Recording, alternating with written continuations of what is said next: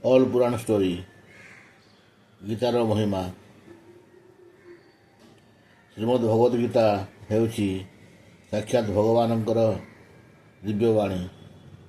ଏହାର ମହିମା ଅପାର ଓ ଅପରିମିତ। ଏହାର ଯଥାର୍ଥ ବର୍ଣ୍ଣନା କରିପାରିବେ ନାହିଁ। ମନୁଷ୍ୟମାନଙ୍କ କଥା କ'ଣ କହିବା, ଶେଷ ମହେଶ ଗଣେଶ ମଧ୍ୟ ଏହାର ମହିମା ପୂର୍ଣ୍ଣ ରୂପେ ବର୍ଣ୍ଣନା କରିପାରିବେ ନାହିଁ।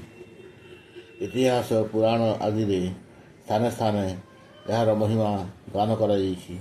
ତଥାପି ଏପର୍ଯ୍ୟନ୍ତ ଏହାର ଯେତେ ମହିମା ଗାନ କରାଯାଇଛି ସେଗୁଡ଼ିକ ଏକତ୍ର କରିଦେଲେ ମଧ୍ୟ କୁହାଯାଇପାରିବ ନାହିଁ ଯେ ଗୀତାର ମହିମା ଏତିକି ମାତ୍ର। ବାସ୍ତବରେ କହିବାକୁ ଗଲେ ଏହାର ମହିମା ପୂର୍ଣ୍ଣ ରୂପେ ବର୍ଣ୍ଣନା କରାଯାଇପାରିବ ନାହିଁ। ଯେଉଁ ବସ୍ତୁର ବର୍ଣ୍ଣନା ହୋଇପାରେ ତାହା ଆଉ ଅପରିମିତ ହୋଇ କିପରି ରହିବ? ତାହା ତ ପରିମିତ ହୋଇଗଲା। ଗୀତା ଏକ ପରମ ରହସ୍ୟମୟୀ ଗ୍ରନ୍ଥ। ଏଥିରେ ସମସ୍ତ ବେଦର ସାର ସଂଗ୍ରହ କରାଯାଇଛି। ଏହାର ରଚନା ଏତେ ସୁନ୍ଦର ଓ ସରଳ ଯେ ଟିକିଏ ଅଭ୍ୟାସ କଲେ ମନୁଷ୍ୟ ଏହାକୁ ସହଜରେ ବୁଝିପାରିବ। ତଥାପି ଏହାର ଅନ୍ତର୍ନିହିତ ତଥ୍ୟ ଏପରି ଗୂଢ଼ ଓ ଗମ୍ଭୀର ଯେ ଆଜୀବନ ନିରନ୍ତର ଅଭ୍ୟାସ କରିଚାଲିଲେ ମଧ୍ୟ ଏହାର ଅନ୍ତ ମିଳିପାରେ ନାହିଁ। ଏଥିରୁ ପ୍ରତିଦିନ ନୂଆ ନୂଆ ଭାବ ଉତ୍ପନ୍ନ ହେଉଥାଏ। ତେଣୁ ଏହା ସର୍ବଦା ନବୀନ ହୋଇ ହିଁ ରହେ ଏବଂ ଏକାଗ୍ରଚିତ୍ତ ହୋଇ ଶ୍ରଦ୍ଧା ଭକ୍ତି ସହିତ ବିଚାର କଲେ ଏହାର ପ୍ରତିଟି ପଦରେ ପରମ ରହସ୍ୟ ପୂର୍ଣ୍ଣ ହୋଇ ରହିଥିବାର ପ୍ରତ୍ୟକ୍ଷ ପ୍ରତୀତ ହୁଏ।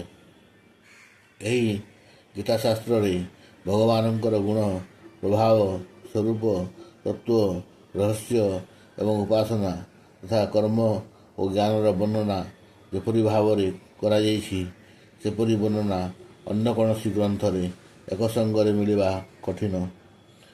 ଭଗବଦ୍ ଗୀତା ଏପରି ଏକ ଅନୁପମ ଶାସ୍ତ୍ର ଯେ ଏହାର ଗୋଟିଏ ବି ଶବ୍ଦ ସଦୁପଦେଶରୁ ବିଚ୍ୟୁତ ନୁହେଁ। ଗୀତାରେ ଗୋଟିଏ ହେଲେ ଶବ୍ଦ ଏପରି ନାହିଁ ଯାହାକୁ ଚାଟୁବାଣୀ ବୋଲି କୁହାଯାଇପାରେ। ଏଥିରେ ଯେଉଁ ସବୁ କଥା କୁହାଯାଇଛି ସେସବୁ ଅକ୍ଷରେ ଅକ୍ଷରେ ଯଥାର୍ଥ ସତ୍ୟ ସ୍ୱରୂପ। ଭଗବାନଙ୍କ ବାଣୀରେ ଚାଟୁବାଦ କଳ୍ପନା କରିବା ଅର୍ଥ ତାହାର ଅନାଦର କରିବା। ଗୀତା ସର୍ବଶାସ୍ତ୍ରମୟୀ। ଗୀତାରେ ସମସ୍ତ ଶାସ୍ତ୍ରର ସାର ପୂର୍ଣ୍ଣ ହୋଇ ରହିଛି। ଏହାକୁ ସବୁ ଶାସ୍ତ୍ରର ଭଣ୍ଡାର ବୋଲି କହିଲେ ମଧ୍ୟ ଅତ୍ୟୁକ୍ତି ହେବ ନାହିଁ। ଗୀତାରେ ଭଲ ଭାବରେ ଜ୍ଞାନ ହୋଇଯିବା ପରେ ସବୁ ଶାସ୍ତ୍ରର ତାତ୍ତ୍ୱିକ ଜ୍ଞାନ ସ୍ୱତଃ ଉଦୟ ହୋଇଯିବ। ସେଥିପାଇଁ ପୃଥକ୍ ପରିଶ୍ରମ କରିବାର ଆବଶ୍ୟକତା ରହିବ ନାହିଁ। ମହାଭାରତରେ ମଧ୍ୟ କୁହାଯାଇଛି ସର୍ବଶାସ୍ତ୍ରମୟୀ ଗୀତା। କିନ୍ତୁ ଏତିକି କହିଦେଲେ ଯଥେଷ୍ଟ ହୋଇଗଲା ନାହିଁ, କାରଣ ସମସ୍ତ ଶାସ୍ତ୍ରର ଉତ୍ପତ୍ତି ବେଦରୁ ହୋଇଛି। ବେଦ ବ୍ରହ୍ମାଙ୍କ ମୁଖରୁ ଉଚ୍ଚାରିତ ହୋଇଛି ଏବଂ ବ୍ରହ୍ମା ଭଗବାନଙ୍କ ନାଭିକମଳରୁ ଉତ୍ପନ୍ନ ହୋଇଛନ୍ତି। ତେଣୁ ଶାସ୍ତ୍ର ଓ ଭଗବାନଙ୍କ ମଧ୍ୟରେ ବହୁ ବ୍ୟବଧାନ ରହିଯାଇଛି। କିନ୍ତୁ ଗୀତା ସ୍ୱୟଂ ଭଗବାନଙ୍କ ମୁଖାରବିନ୍ଦରୁ ନିଃସୃତ ହୋଇଛି। ତେଣୁ ଏହାକୁ ଶାସ୍ତ୍ରମାନଙ୍କ ମଧ୍ୟରେ ଶ୍ରେଷ୍ଠତମ ବୋଲି କୁହାଗଲେ କିଛି ଅତ୍ୟୁକ୍ତି ହେବ ନାହିଁ। ସ୍ୱୟଂ ଭଗବାନ ବେଦବ୍ୟାସ କହିଛନ୍ତି, ଗୀତା ସୁଗୀତା କର୍ତ୍ତବ୍ୟା କିମନ୍ୟୈ ଶାସ୍ତ୍ରସଂଗ୍ରହେ ଯା ସ୍ୱୟଂ ପଦ୍ମନାଭସ୍ୟ ମୁଖପଦ୍ମାଦ୍ ବିନିସୃତା। ଗୀତା ହିଁ ଭଲ ଭାବରେ ଶ୍ରବଣ, କୀର୍ତ୍ତନ, ପଠନ, ପାଠନ, ମନନ ଏବଂ ଧାରଣ କରାଯିବା ଉଚିତ। ଅନ୍ୟ ଶାସ୍ତ୍ର ସଂଗ୍ରହ କରିବା କି ଆବଶ୍ୟକ? କାରଣ ଏହା ସ୍ୱୟଂ ପଦ୍ମନାଭ ଭଗବାନଙ୍କ ସାକ୍ଷାତ୍ ମୁଖକମଳରୁ ନିଃସୃତ ହୋଇଛି। ଶ୍ଲୋକରେ ପଦ୍ମନାଭ ଶବ୍ଦ ପ୍ରୟୋଗ କରି ମହାଭାରତକାର ଏହି କଥା କହିଛନ୍ତି। ତାତ୍ପର୍ଯ୍ୟ ଏହି ଯେ ଏହି ଗୀତା ସେହି ଭଗବାନଙ୍କ ମୁଖକମଳରୁ ନିଃସୃତ ହୋଇଛି ଯାହାଙ୍କ ନାଭିକମଳରୁ ବ୍ରହ୍ମା ଉତ୍ପନ୍ନ ହୋଇଛନ୍ତି ଏବଂ ବ୍ରହ୍ମାଙ୍କ ମୁଖରୁ ସମସ୍ତ ଶାସ୍ତ୍ରର ମୂଳ ବେଦ ପ୍ରକଟ ହୋଇଛନ୍ତି। ଗୀତା ଗଙ୍ଗାଙ୍କ ଠାରୁ ମଧ୍ୟ ଶ୍ରେଷ୍ଠତର। ଶାସ୍ତ୍ରରେ ଗଙ୍ଗା ସ୍ନାନର ଫଳ ଭୁକ୍ତି ବୋଲି କୁହାଯାଇଛି। ତଥାପି ଗଙ୍ଗା ସ୍ନାନ କରୁଥିବା ଲୋକ ସ୍ୱୟଂ ସିନା ମୁକ୍ତ ହୋଇପାରନ୍ତି, ତାଙ୍କଠାରେ ଅନ୍ୟକୁ ମୁକ୍ତ କରିବାର ସାମର୍ଥ୍ୟ ନଥାଏ। କିନ୍ତୁ ଗୀତା ରୂପୀ ଗଙ୍ଗାରେ ବୁଡ଼ ପକାଉଥିବା ଲୋକ ସ୍ୱୟଂ ତ ମୁକ୍ତ ହୁଅନ୍ତି, ତା ସହିତ ଅନ୍ୟକୁ ବି ମୁକ୍ତ କରିବାକୁ ସମର୍ଥ ହୋଇଯାଆନ୍ତି। ଗଙ୍ଗା ତ ଭଗବାନଙ୍କ ଚରଣରୁ ଉତ୍ପନ୍ନ ହୋଇଛନ୍ତି, କିନ୍ତୁ ଗୀତା ଭଗବାନ ନାରାୟଣଙ୍କ ସାକ୍ଷାତ ମୁଖାରବିନ୍ଦରୁ ଉତ୍ପନ୍ନ ହୋଇଛନ୍ତି। ପୁଣି ଯେଉଁମାନେ ଗଙ୍ଗାକୁ ଆସି ସ୍ନାନ କରନ୍ତି, ଗଙ୍ଗା କେବଳ ସେହିମାନଙ୍କୁ ମୁକ୍ତ କରିଦିଅନ୍ତି। କିନ୍ତୁ ଗୀତା ତ ଗୃହେ ଗୃହେ ବୁଲି ସମସ୍ତଙ୍କୁ ମୁକ୍ତିର ମାର୍ଗ ଦେଖାଇ ଦିଅନ୍ତି। ଏହିସବୁ କାରଣରୁ ଗୀତା ଗଙ୍ଗାଙ୍କଠାରୁ ଶ୍ରେଷ୍ଠତର ବୋଲି କୁହାଯାଇଛି। ଗୀତା ଗାୟତ୍ରୀ ଠାରୁ ମଧ୍ୟ ଶ୍ରେଷ୍ଠତର। ଗାୟତ୍ରୀ ଜପ ଦ୍ୱାରା ଯେ ମନୁଷ୍ୟର ମୁକ୍ତି ହୁଏ ତାହା ଠିକ୍, କିନ୍ତୁ ଗାୟତ୍ରୀ ଜପ କରୁଥିବା ଲୋକ କେବଳ ସ୍ୱୟଂ ମୁକ୍ତ ହୁଅନ୍ତି, ଅଥଚ ଗୀତା ଅଭ୍ୟାସ କରୁଥିବା ଲୋକ ସ୍ୱୟଂ ତ୍ରାଣକର୍ତ୍ତା ହୋଇଯାଆନ୍ତି। ଯେଉଁଠି ସ୍ୱୟଂ ମୁକ୍ତିଦାତା ଭଗବାନ ତାଙ୍କର ହୋଇଯାଆନ୍ତି, ସେଠାରେ ମୁକ୍ତିର କଥା ଆଉ କ'ଣ କହିବା। ମୁକ୍ତି ତାଙ୍କର ଚରଣ ଧୂଳିରେ ନିବାସ କରେ। ସେ ମୁକ୍ତିର ଛତ୍ର ଖୋଲିଦିଅନ୍ତି। ଗୀତାକୁ ଆମେ ସ୍ୱୟଂ ଭଗବାନଙ୍କ ଠାରୁ ବି ଶ୍ରେଷ୍ଠ ବୋଲି କହିଲେ କିଛି ଅତ୍ୟୁକ୍ତି ହେବ ନାହିଁ। ଭଗବାନ ସ୍ୱୟଂ କହିଛନ୍ତି, ଗୀତାଶ୍ରୟେ ଅହଂ ତିଷ୍ଠାମି, ଗୀତା ମେ ଚତମ ଗୃହମ୍, ଗୀତା ଜ୍ଞାନ ମୁପାଶ୍ରିତ୍ୟ ତ୍ରିଲୋକାନ୍ ପାଳୟାମ୍ୟହମ୍। ଅର୍ଥାତ୍ ମୁଁ ଗୀତା ଆଶ୍ରୟରେ ରହିଛି।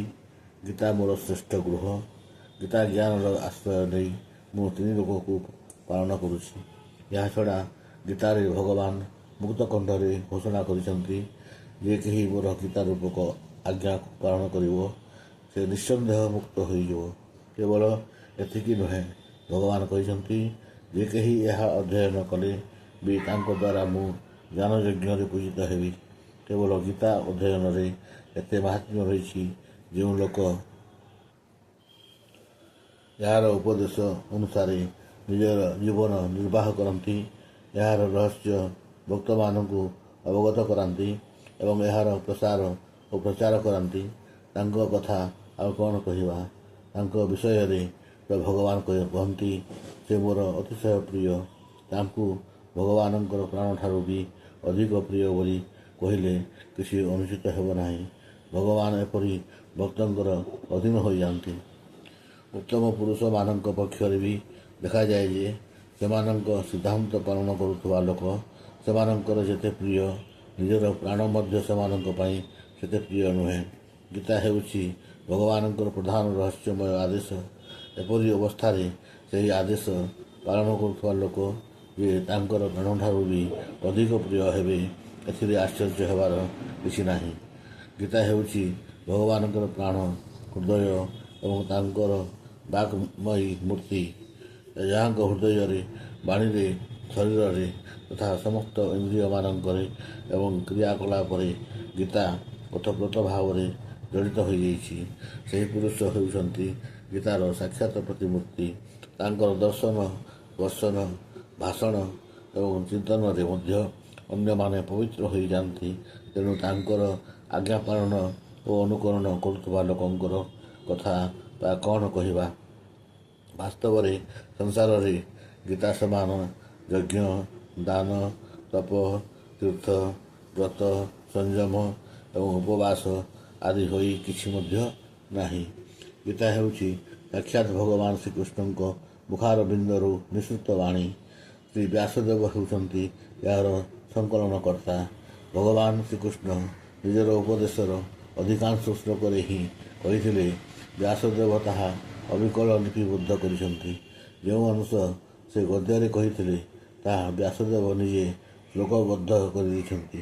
ତା ସଙ୍ଗେ ସଙ୍ଗେ ସେ ଅର୍ଜୁନ, ସଞ୍ଜୟ ଏବଂ ଧୃତରାଷ୍ଟ୍ରଙ୍କ ବଚନକୁ ମଧ୍ୟ ନିଜ ଭାଷାରେ ଶ୍ଲୋକବଦ୍ଧ କରିଦେଇଛନ୍ତି ଏବଂ ଏପରି 700 ଶ୍ଲୋକରେ ସମ୍ପୂର୍ଣ୍ଣ ହୋଇଥିବା ଗୀତା ଗ୍ରନ୍ଥକୁ 18 ଅଧ୍ୟାୟରେ ବିଭକ୍ତ କରି ମହାଭାରତରେ ଯୋଗ କରିଦେଇଛନ୍ତି, ଯାହାକୁ କି ଆଜି ଆମେ ଏହି ରୂପରେ ପାଇପାରିଛୁ।